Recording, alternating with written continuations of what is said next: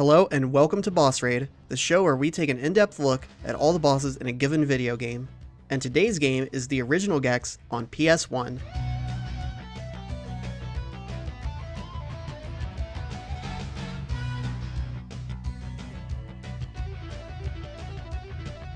Gex was released in 1995 to the 3DO, and later to the Saturn, the PC, and of course, the PS1, a platformer developed by Crystal Dynamics starring a one-liner loaded lizard named Gex. I'm invincible! You never knock me down! This one's for Johnny! We've lost visual, Captain. He's dead, Jim. At the start of the game, Gex is pulled into the media dimension by Emperor Rez. Rez's goal is to take over the world using Gex as his mascot. Gex isn't having any of that, so he has to fight his way through 5 worlds, collecting remotes to progress and defeat Rez and stop his plans. Each world in the media dimension is themed around a television or movie style. You need to find remotes in each level to unlock new levels and new worlds. It's possible to unlock a new world without defeating the boss, but the boss drops the remote to the first level of the next world, so you still have to beat the boss before you can continue. Gex's main form of attack is his tail whip. He can also perform a bouncing attack by pressing down while in the air.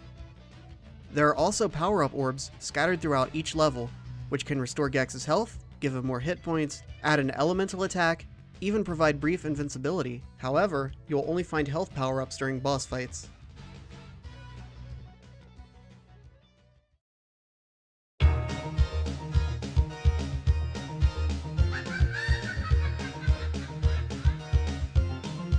Our first world is called Graveyard. This is where we find our first boss, Morphina, or the Graveyard Witch.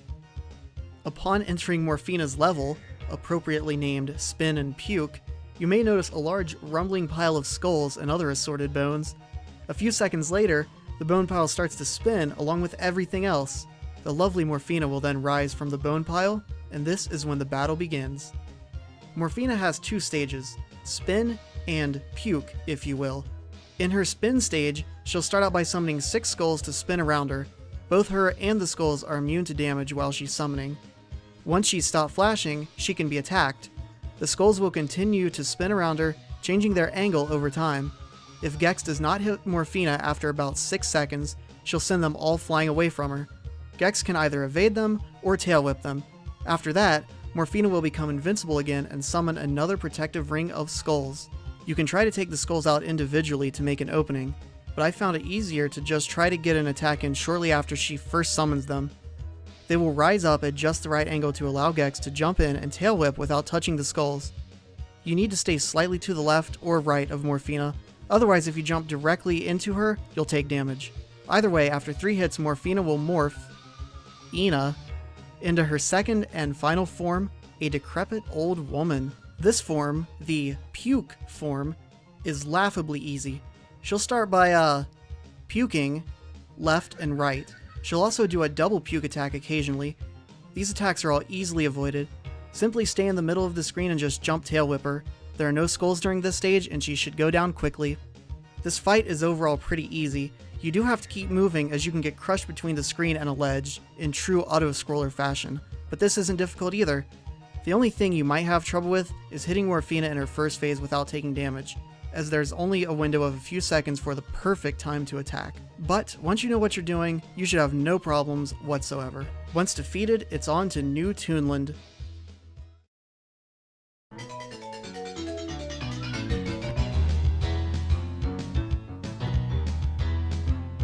Our second boss, the Guardian of New Toonland, is none other than the Flatulator, aka Super Fart. We enter the level to find the Flatulator drinking heavily from a vat of God knows what. He gorges his gut full, then propels himself from one side of the room to the other, using the power of flatulence. When he smacks into a wall, his fat, massive self shakes the room so hard that anvils will fall from the ceiling. On his 4th slide, he'll take off into the air. It's at this point Gex can go on the offensive. The Flatulator can't be attacked normally. The trick here is to climb onto the ceiling and tail whip the anvils down while he's in flight, trying to hit him as he flies by. How, you may ask, are these anvils being held up by such tiny strings? And why do they respawn? Because the flatulator will fly around for about 20 seconds, unless you can hit him 3 times before his flight cycle is over, in which case, he will fall to the ground and drop a health orb.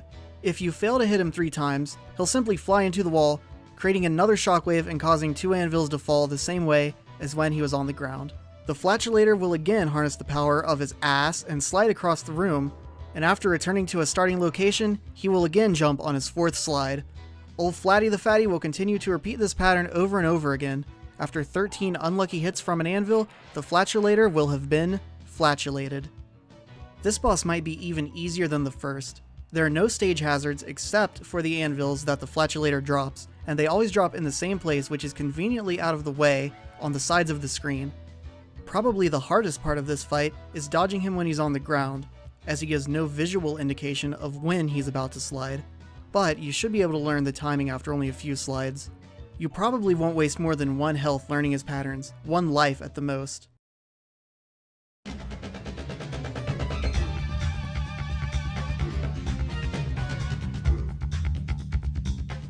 The third boss might be the most difficult so far, although it might also be better described as an obstacle than a boss fight. Essentially, the stage is a tower climb, and the only real danger comes from Sun Snake. The goal here is simply to reach the top. Most of the platforming is pretty easy. There are a few spots that require a running jump onto a small platform, but none of these jumps are very hard. Gex can even stick to the inside wall of the entire structure, so you can catch yourself if you fall.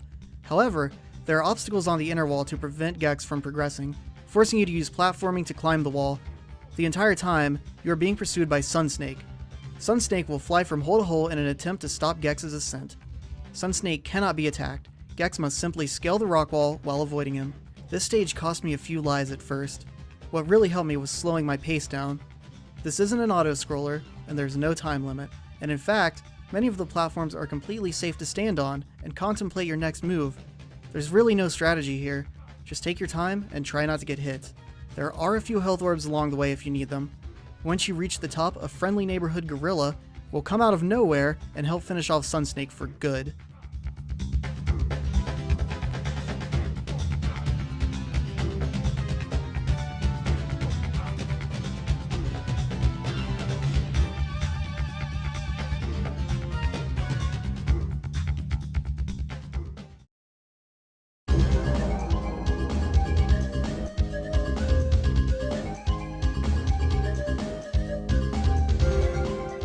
Next up is Toxic Turtle. This is by far the most difficult fight yet. Fortunately, there are no stage hazards, just you and Toxie. As soon as the stage starts, he'll be in the middle. It is possible to get hit right here as soon as the fight starts, so you'll just want to stand still. Toxie will shrink and start flying back and forth at the top of the screen. He'll drop 1 bomb that causes a small explosion, then he'll descend and fly back and forth at the bottom of the screen. This is a good time to hit him. A straight-on tail whip can be risky here. I found it easier just to do a jumping tail bounce attack. Once you hit him, Toxie will turn red and become invulnerable and start quickly spinning back and forth. This is perhaps the most likely part of the fight where you'll take damage. At least it was for me. Toxie will end his tantrum by rising up wherever Gex is. It can be avoided pretty easily, just jump out of the way or tail bounce to safety. Once he rises up, he'll quickly drop back down again after a few seconds, so you'll want to make sure you're out of the way. Once he drops, he'll either charge and spit miniature tornadoes at Gex, which is pretty cool, or fly back up and start his first cycle over again. Every time you successfully hit Toxie, he'll scream in agony and grow slightly larger. Once he reaches a certain size, after about 6 hits, he'll start dropping 3 bombs instead of 1, and the explosions will be a little bit bigger. Other than that, he'll continue to repeat his patterns. Note that his quick spins will start wherever he is hit, though it's much easier to hit him when he's on the ground. 9 hits was enough for me to put him away. Again, nothing too difficult this time. You have 3 health orbs here if you need them. The white ones restore 1 health each, and the red one fully restores your health. It can be hard dodging his spinning attacks just because of how fast he moves. If the timing of your jumps is off, you can end up taking 2 or even 3 hits consecutively. One strategy I used was to hit him on the ground, then jump to the wall on the right and just hang out and wait for him to stop. This is good for learning his patterns, but not necessary for defeating him. With Toxie taken care of, we can now move on to Rhizopolis to face Gex's final challenge.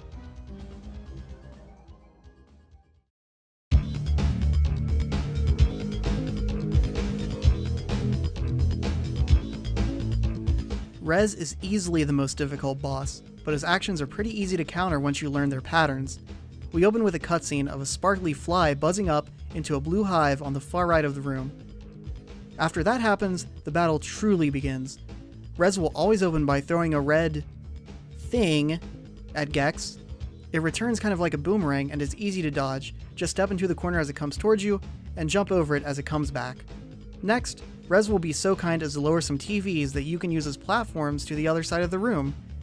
Be careful though, once the countdown on the TVs reach 0, they will explode and can no longer be used as platforms. Anyway, once on the other side, you need to tail whip the fly hive and tongue the fly. This is the key to damaging Rez. The fly acts as a one-use power-up. He will then fly downwards, spitting static at the wall in hopes of hitting Gex. I like to hit him here because he will always be in the same place, staying still long enough to get a good shot in. Note that when you do hit him, he will flash white. Now, because he's already invulnerable to normal damage, I assume that the white flashing prevents any further fly damage, though I never had the opportunity to test this theory. If you fail to hit him here, he will again spit static, this time while moving upwards. If you do hit him, he'll fly around a bit, then go into another spit cycle. Then, Rez will again call down TV platforms to help you back to the other side. While you're on your way, Rez will pace the floor, still invulnerable. There's another hive and fly to collect on your return, so do that as soon as you get back. Now, Rez will turn into a jumping tornado. He can be damaged now, and it's a good time to do so. If you don't hit him, he'll fly straight towards you, and can be hard to avoid. You can also just run underneath him after he's jumped out a little bit. Anyway, he'll then start dropping what looks like scrambled channels from the analog cable days. Simply run from one side to the other to dodge. It is not possible to dodge anywhere in between. Once that's done, it's time for more TV platforms. Go to the other side again and do the same thing as before. Grab the fly and spit it at Rez when you get a good chance. Once again, grab the fly when you return to the other side. This time, Rez skips the tornado form and drops more fuzzy bombs. Now is another good time to attack. Time it better than I did here and you shouldn't take any damage. Now he starts flying around and goes into eye laser mode, which is quite easy to dodge. Just jump up on the wall and stay there. He'll also drop more bombs, this time 3 in a row right on top of Gex. These are probably the easiest to avoid. Just keep moving. Eventually he'll drop more platforms and you can repeat the same steps as before. After hit number 5, it'll be the end of Rez and the end of the game.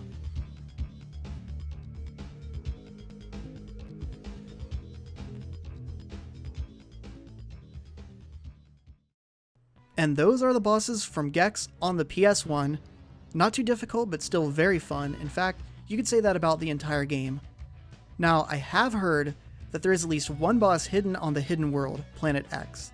And though I did try to find it, I just couldn't. I also couldn't find any pictures or videos of this boss. The closest thing I found was a Wikia page section about an unused boss battle that could only be accessed using a level select code on the 3DO version. So I really have no idea. Either way, that's it for Gex. Thanks for watching, hope you enjoyed it, and I'll see you next time on Boss Raid.